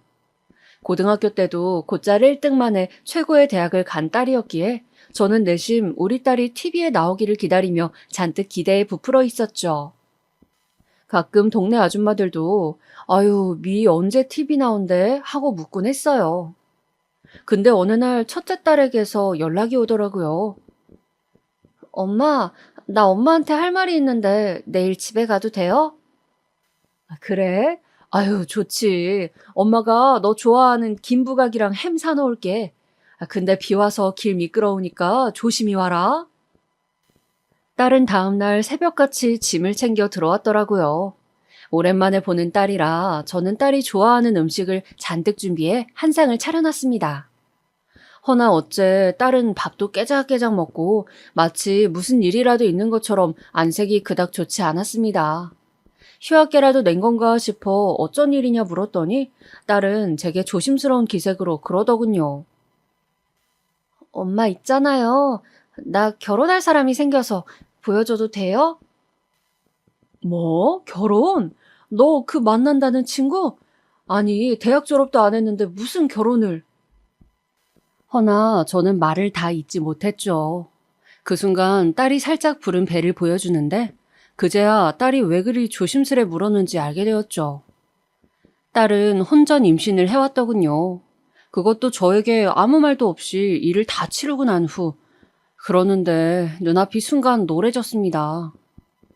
남자 조심하라고 그리 주의를 줬거늘 어째 이런 일을 만들어 오는 건지. 앞으로 딸의 인생을 생각하면 앞이 캄캄했습니다. 엄마로서 저는 이것이 비윤리적인 일인 걸 알았지만 딸을 설득했습니다. 다른 애들은 취직하고 자기 일하며 커리어 쌓아갈 텐데 그 시간에 애 기저귀 갈고 젖병 물리고 집안에서 육아만 해야 하는데 그거 감당할 수 있겠어? 엄마는 우리 딸이 그러고 있는 거 싫다. 거기다 네가 얼마나 열심히 공부해 그 대학을 들어갔는데 그걸 포기하겠다고. 엄마 미안해요. 근데 애를 지을 순 없어요. 이미 결심했어요. 미희야, 너 지금 제정신이니? 저도 모르게 딸애에게 버럭 소리가 나갔어요. 너무 답답했죠. 아나운서라는 꿈은 어디 가고 갑자기 한 남자에게 정착해 결혼 생활을 하겠다느니 애를 낳겠다느니 제겐 허망한 소리로밖에 안 들렸어요. 저는 꽤나 반대를 했습니다. 심지어 남자친구까지 불러다 앉혀놓고 말했죠. 자네도 대기업이란 미래를 꿈꾸고 있다고 들었네. 근데 여자는 남자와 달라. 자네는 밖에 나가 일하고 돈 벌 수 있을 테지만 우리 딸은 집안에 틀어박혀 20대를 보내야 하는데 나는 싫네. 내가 고지식해 보일지 몰라도 허락 못하니 자네가 우리 딸을 놔주게. 하지만 같은 대학을 다닌다는 남자친구란 아이는 꽤나 많은 것을 준비해왔는지 똘똘하게 말하더군요. 저 어머님 어떤 걸 걱정하고 계시는지 알고 있습니다. 그래서 저희끼리도 생각을 해봤는데요. 일단 출산할 때까지만 대학을 휴학하고 아이가 어느 정도 크면 돌봐주는 아주머니를 두고 미희는 다시 학교도 다니고 일을 할 생각이에요. 아나운서 준비도 다시 하고요. 말도 안 되는 소리. 애 낳고 학교를 다시 다니고 일까지 한다고? 그게 말처럼 쉽나? 뭐가 됐든 미희가 행복할 수 있게 해주려고 합니다. 절대 미희를 집안에만 두지 않을 겁니다. 지금이야 탐탁지 않으시겠지만 가정 꾸리는 시기가 조금 다른 사람보다 이를 뿐 결코 저희 둘에게 손해라 생각되지 않습니다. 저희 둘 다 최선을 다해 아이 키우고 행복하게 살 자신 있습니다. 남자친구란 아이는 저보다 한 수 위에 서서 설득하려 들었어요. 말빨이 보통애는 아니더라고요. 딸아이도 옆에서 간절한 눈으로 허락을 갈구했고요. 그렇게 몇 번 내치다가 저는 두 손 두 발 들고 말았습니다. 자식 이기는 부모 없다고 정말 그 말이 맞더라고요. 딸은 잘 살 수 있다며 제 손을 붙들고 말하더니 그 뒤로 웨딩드레스며 식장이며 알아보러 다녔어요. 그리고 행복해하는 딸의 얼굴을 보며 저는 혼자 속이 심란해져 냉장고에 있는 소주를 한 잔씩 들이마시기도 했어요. 그래도 상견례 날짜가 다가오면선 마음의 정리를 해나갔습니다. 진심으로 딸아이 결혼을 축하해주자고 스스로 다짐까지 해가면서요. 그런데 다가온 상견례 당일날 마주친 예비 시부모님들이란 사람들, 솔직히 그리 썩 마음에 들지 않았습니다. 하나부터 열까지 자기 자식 자랑이었거든요.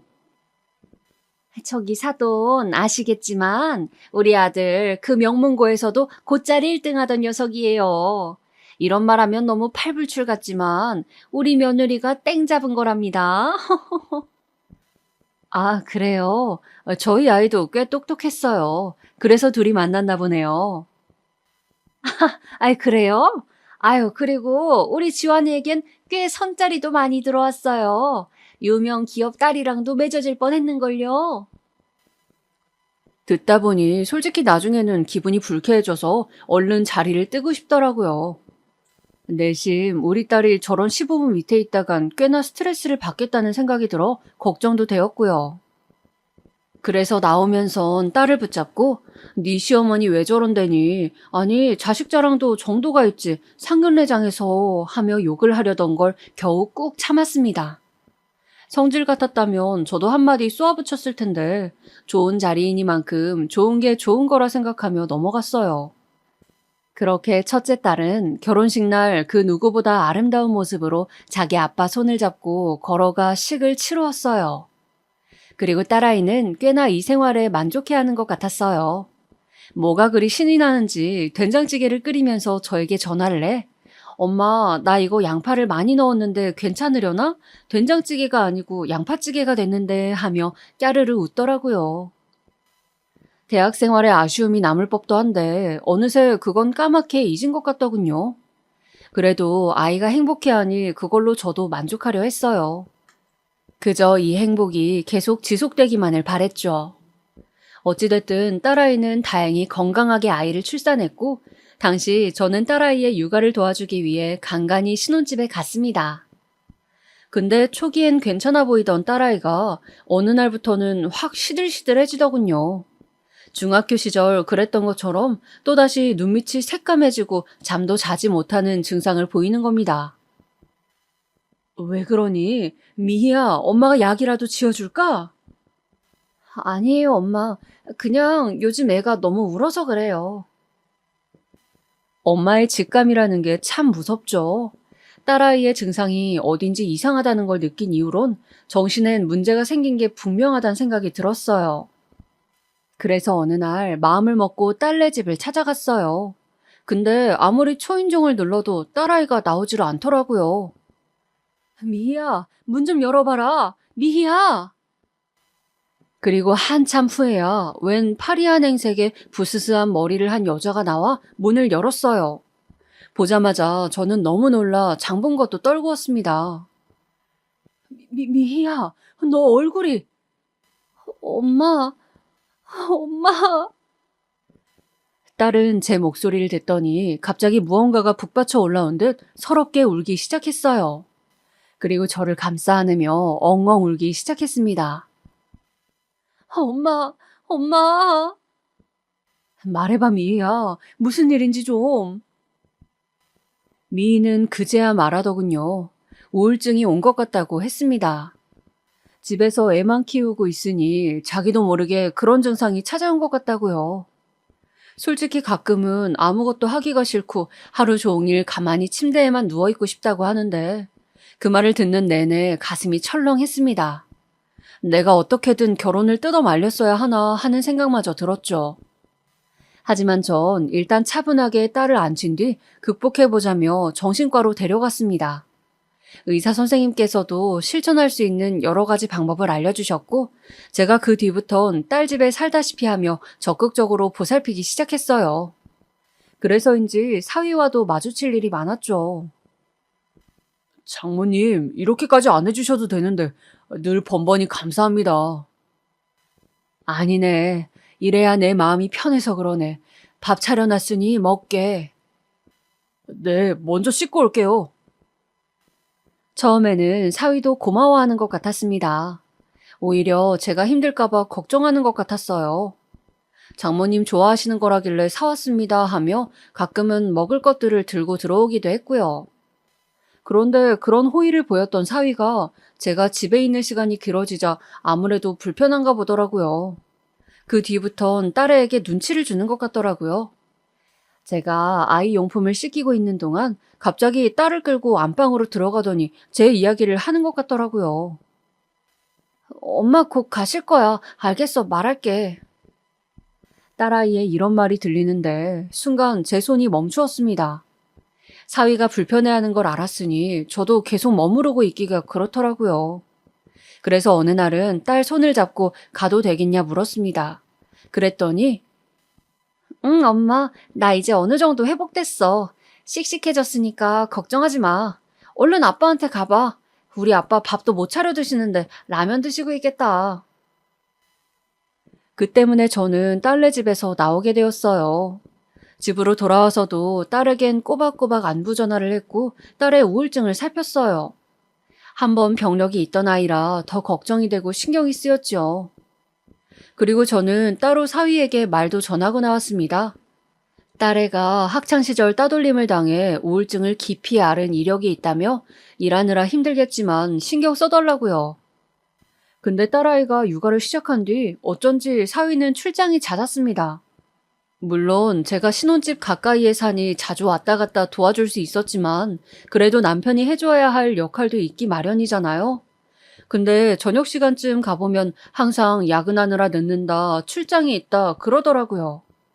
딸아이는 육아에 치여 허덕이고 있는데 혼자만 고생하는 것 같아 조금 불만족스러웠습니다.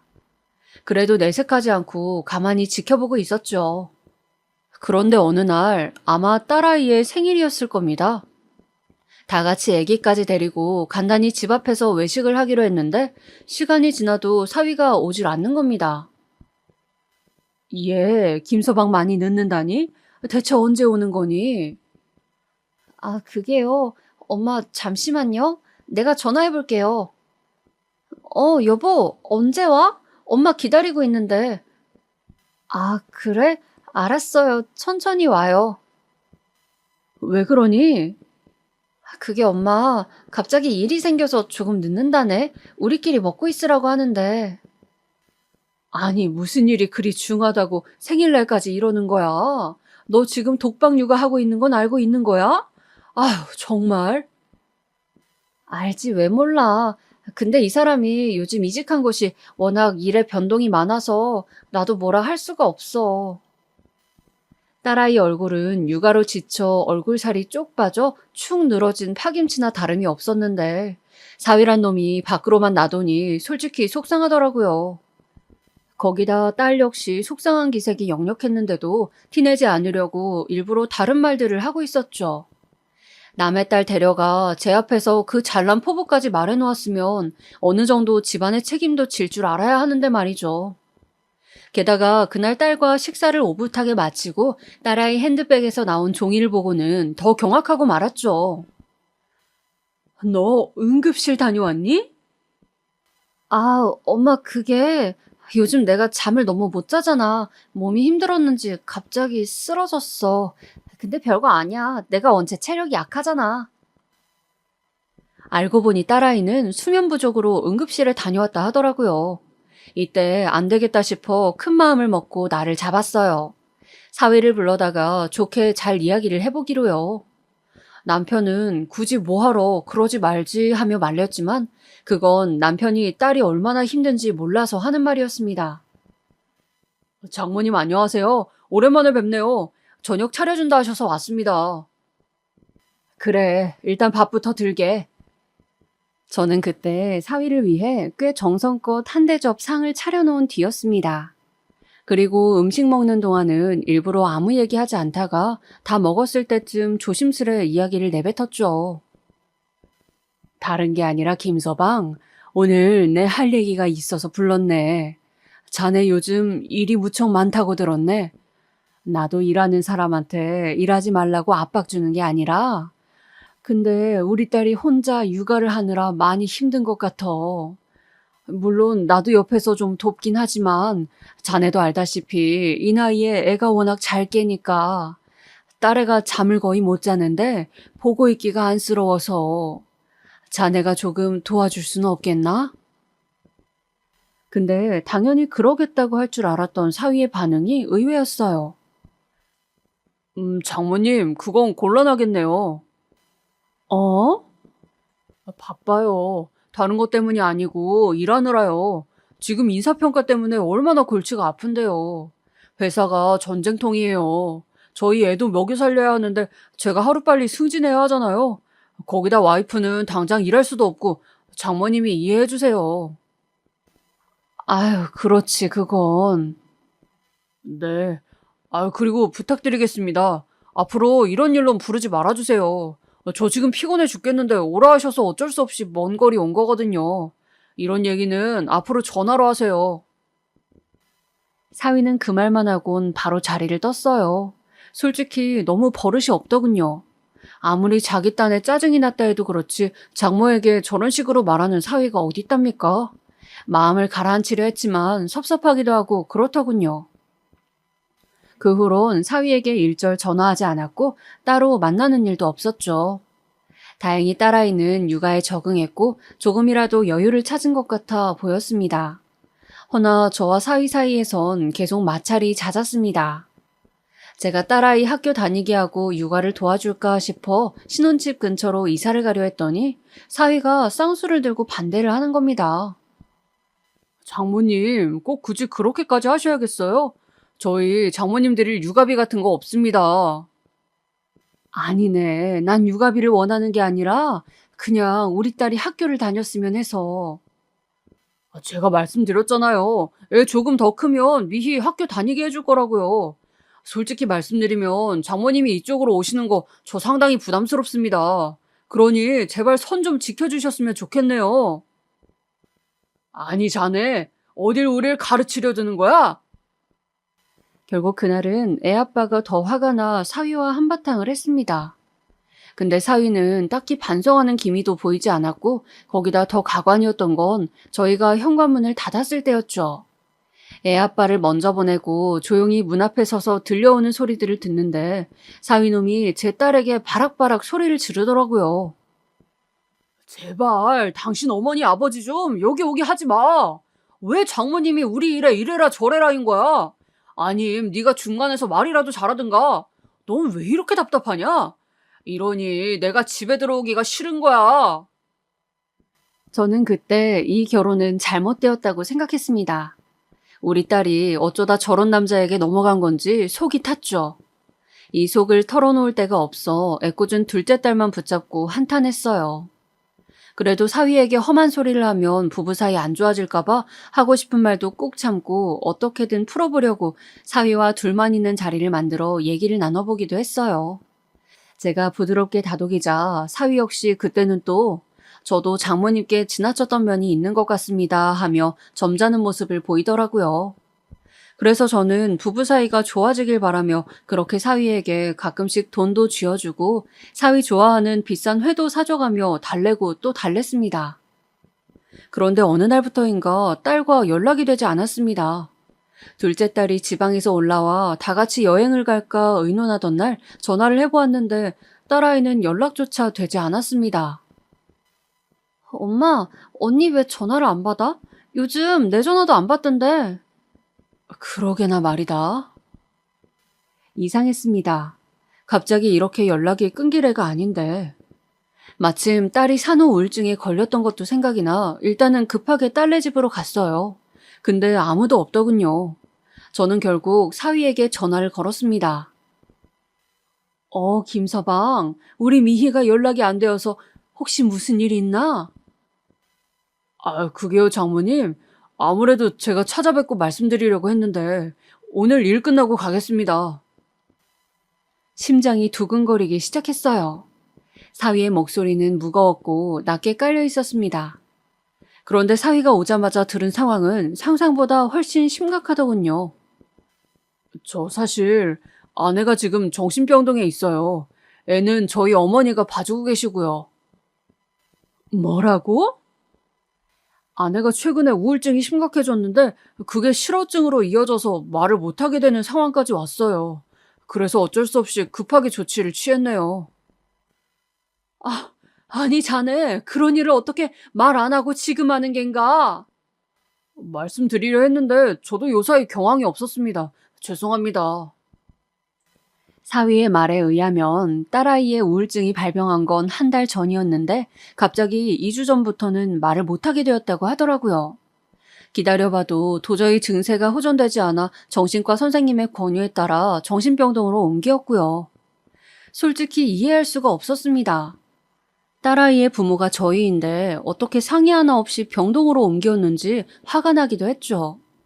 하지만 상황이 상황이니만큼 저희 부부는 그 다음날 바로 딸아이를 보러 그 병동으로 찾아갔습니다. 눈으로 마주한 딸아이의 상태는 심각했어요. 저희가 와도 하루 종일 허공만 바라보고 있었고 먹지도 자지도 못해 약을 투여해야 한다고 했습니다. 미희야, 엄마야, 엄마. 제가 아무리 불러도 딸아이는 그저 저를 뚫어지게 볼 뿐 아무 말을 안 했죠. 선생님, 우리 딸이 도대체 왜 말을 못하는 거예요? 우리 딸이 멀쩡하던 딸이, 아이고 미희야. 그리고 그 자리에서 저는 그만 말을 잃은 딸의 얼굴을 보곤 통곡을 하고 말았습니다. 의사 선생님은 실어증을 앓고 있지만 증세가 호전될 기미가 보이니 조금만 기다려달라 하셨지만 너무 비통했습니다. 모든 게 다 제 탓 같았어요. 제가 그때 딸 집에서 나오지 않고 잘 보살폈다면 그러지 않았을 텐데 남편 역시 심란하긴 마찬가지였습니다. 이대로 집에 들어가면 저나 남편이나 잠도 못 자고 딸 걱정에 아무것도 못할 게 뻔했죠. 그래서 마음을 다독이기 위해 여보, 나 잠깐 걷다 갈게요. 들어가 있어요, 먼저. 하며 남편을 보내고 저 혼자 잠시 병원 옆에 산책로를 걷고 있었어요. 그런데 거기서 그 광경을 볼지는 몰랐죠. 아마 그 충격은 제 인생을 통틀어 가장 컸을 겁니다. 사위가 어떤 여자와 단둘이서 아주 이상한 대화를 나누고 있더라고요. 오빠, 그 여자 정신병동에 집어넣었으니까 당분간은 못 나오는 거 맞지? 그럼 나 오빠 집에 가 있으면 안 돼? 되긴 하는데 조심해야 해. 장모가 청소한답시고 들락거릴 수가 있거든. 누가 오면 절대 문 열어주지 마. 장모가 우리 신혼집을 지네 집인 줄 알고 가끔 막 들어올 때가 있거든. 알겠어, 걱정 마. 근데 그 여자가 이혼 언제 해준대? 이렇게 자꾸 버팅기면 어떡해? 실어증 걸렸다며. 곧 해주겠지. 쥐가 뭐 별 수 있겠어. 실어증도 걸렸고 정신도 멀쩡하지 않으니 도장 찍는 거야 오히려 쉬워질 수 있어. 나만 믿어. 차라리 말을 못하니 잘 됐다니까. 그 순간 눈이 뒤집혔습니다. 딸의 우울증 그리고 실어증. 왜 세상과 단절해야 했는지 그 이유를 유추할 수 있었던 순간이었습니다.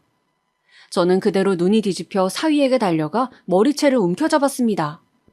사위는 저를 보자마자 흠칫 놀라더군요. 자네 바람 폈나? 그래서 내 딸이 절이 된 건가? 그게... 그런데 저에게 죄송하다 무릎이라도 꿇을 줄 알았던 사위놈이 순식간에 지 본색을 드러내지 뭡니까? 마치 참아왔던 걸 터뜨리기라도 하는 것처럼요. 그럼 당신 딸 여자 노릇도 못하는데 나도 풀고 살긴 해야 할 거 아닙니까? 뭐? 애나 몸매 망가진 여자가 그럼 여자예요? 솔직히 장모님도 아실 거 아니에요. 아무튼 당신 딸이랑은 곧 이혼할 거예요. 원하는 양육권도 줄 거고 위자료도 좀 쥐어줄 거니 그만 떽떽거리시라고요. 이런 천하의 못돼 처먹은 놈이? 그야말로 기가 막혔죠. 바람을 들키고도 마치 선심을 베푼다는 듯 위자료 얘기를 하는 놈을 보니 이놈은 인간이 아니라 그저 짐승이란 생각만 들더군요. 고분고분한 모습을 집어던지고 그 아래에 있던 얼굴은 추악하기 그지없었습니다. 저는 손을 높게 들어 그 사위와 옆에 있던 상간녀까지 뺨을 치려 했어요. 그런데 그것마저 그놈 손에 막혀 허락이 되지 않았죠. 늙은이가 어딜 때리려고 미쳤어요? 그렇게 저는 어떤 대응도 못한 채 실어증 걸린 딸을 정신병동에 두고 나오고야 말았습니다. 그리고 비척비척 걷다가 주차장에서 저를 기다리고 있던 남편에게 가지 못하고 그만 풀썩 쓰러져 버리고 말았어요. 눈을 뜨니 응급실이더군요. 아니, 당신 왜 갑자기 쓰러진 거야? 얼마나 놀랐는지 알아? 저는 그제야 남편에게 모든 것을 말했습니다. 제가 본 것, 사위가 한 말. 남편 역시 그 말을 듣고는 몸을 부르르 떨었고 분노를 주체하지 못했어요. 내 이놈을 가만히 못 놔둬. 우리 딸이 그놈 때문에. 여보, 잠시만요. 아직 여기서 끝낼 순 없어요. 어떻게 하자고? 저는 여기서 끝내기 싫었어요. 이대로 이혼은 하더라도 그놈이 최소한 망신당하는 꼴은 보고 끝내고 싶었죠. 제 딸만 이렇게 고통스럽기에는 너무나 억울했어요. 그래서 일단은 딸을 찾아가 이혼을 먼저 권했어요. 딸로서도 마음의 고통이 크겠지만 설득해야 했죠. 미희야, 네가 지금 말을 못하더라도 엄마 말은 알아듣잖니. 더 이상 네 자신을 망치지 말아라. 이제 끝을 내. 반응이 없을 줄 알았던 딸은 제 말에 소리 없이 눈물을 흘리더군요. 그 후로 딸은 저와 만나는 시간을 늘려가며 천천히 말을 트기 시작했어요. 엄마, 나 이혼할래요. 그리고 어느 날 드디어 딸의 입에서 이 말이 나왔을 때 이제야 때가 되었구나 싶었습니다. 딸은 이혼 절차를 급하게 밟았고 소송 이혼으로 위자료도 받고 양육권도 모두 딸이 가져오게 되었습니다. 물론 그놈은 그때까지만 해도 해벌쭉 웃고 있었습니다. 돈 가져갔으니 만족하지? 애도 잘 키워라. 너 내가 선심 써준 걸로나 알아. 그 말만 하고 사라져버리는데 마음 같아선 갈기갈기 찢어놓고 싶었습니다. 허나 제겐 더 큰 계획이 있었습니다. 둘이 이혼하자 저는 계획대로 흥신소에 문의해 그놈과 상간녀가 함께 있는 사진 자료들을 받아 그놈이 다니는 회사에 뿌려버렸습니다. 마침 그 상간녀가 회사 직원이라 일이 더 쉽게 풀릴 거라 예상했습니다. 자신의 여비서와 그런 일을 벌이다니 그 꼴이 너무 역겨웠네요. 역시나 뿌린 지 얼마 지나지 않아 그놈은 집까지 찾아와 길길이 날뛰기 시작했습니다. 아무래도 회사에서 잘린 모양이었습니다. 당신이 그랬지? 당신들이 한 짓이지? 이거 고소감이야, 알아? 내가 고소할 줄 알아. 다들 각오해. 이놈뿐만이 아니었어요. 과거 사돈댁이란 사람들, 아니 사돈댁이라 부르고 싶지도 않은 그 짐승들 또한 수준이 비슷하더라고요. 내 아들한테 무슨 짓 한 줄 아세요? 아니, 직장을 그만두게 하면 어쩝니까? 당신 애들 제정신이에요? 내 딸은 실어증 걸리게 해놓고 당신 아들 직장 잘린 건 안 됩니까? 내가 그 대가 톡톡히 치르게 해줄 겁니다. 우리 딸 고통스럽게 만든 대가. 징그러운 여편네 같으니라고? 아니, 부부가 살다 보면 바람도 필 수 있는 거지. 그걸 가지고 이런 치졸한 복수를 해? 망할 여편네. 정신병 걸린 게 어디 내 아들 탓이에요? 정신이 나약해 빠진 당신 딸 탓이지. 더는 견딜 수가 없었습니다. 이런 짐승들에게는 말보단 원초적인 복수도 필요하더라고요. 그래서 어느 날 그놈이 찾아와 또 같은 말을 짓거리려 할 때 차분히 말을 이어갔죠. 하고 싶으면 고소하게. 다 받아들이겠네. 근데 내가 자네를 위해 준비한 게 있으니 이건 먹고 가게. 뭐요? 저는 그 즉시 준비해두었던 음식물 쓰레기를 그놈 얼굴에 투척해 주었습니다. 그놈 몸에서 썩은 내가 진동하는 꼴을 보니 그제야 속에 있던 뭔가가 조금 내려가더라고요. 그리고 목구멍에 걸린 음식물을 급하게 내뱉으며 저를 노려보는 놈에게 경고해 주었어요. 사진은 자네 동창회에도 뿌려줄 수 있어. 자네가 가는 곳이 어디든 간에 나는 그 어디든 쫓아가 자네가 저지른 추악한 행동을 폭로해 줄 수 있어. 고소하려면 하게. 내가 깜빵에 들어가더라도 자네 인생은 망가뜨리고 갈 거니까. 그러니까 그걸 원하면 계속 이렇게 집에 오게나. 제 말에 그놈은 결국 아무 말 못하고 돌아서더군요. 치졸한 놈. 그 뒤로 더 이상은 오지 않았죠. 최근에 들은 소식으로는 그놈이 결국 그 상간녀와 재혼을 했다, 이혼을 했다고 합니다. 어떤 연유로 이혼까지 흘러갔는진 모르겠지만 이혼 경력만 2번이 쌓인 셈이죠. 반대로 지금 저와 딸아이는 다행히 무탈하게 잘 살고 있답니다. 무탈하다는 표현이 적절할 것 같은데요. 가끔은 딸의 우울증이 다시 도질까 걱정이 되어 밤잠을 설칠 때도 있지만 그래도 이제는 잘 웃고 엄마 엄마 하며 설거지도 돕는 딸을 보며 안심하고 있어요. 이제 우리 손주도 어느 정도 컸기에 딸아이는 다시 대학에 복학할 준비를 하고 있어요. 저는 하루빨리 딸이 복학해 공부를 이어갔으면 해요. 그래서 다른 사람들처럼 평범한 일상을 보냈으면 합니다. 그간 평범과는 너무나 거리가 먼 삶을 보냈기에 더 간절하답니다. 우리 딸, 비록 한 사람으로 인해 크게 고초를 겪긴 했지만 더 이상 딸아이의 인생에 이러한 고난은 없을 거라고 기도해 주세요.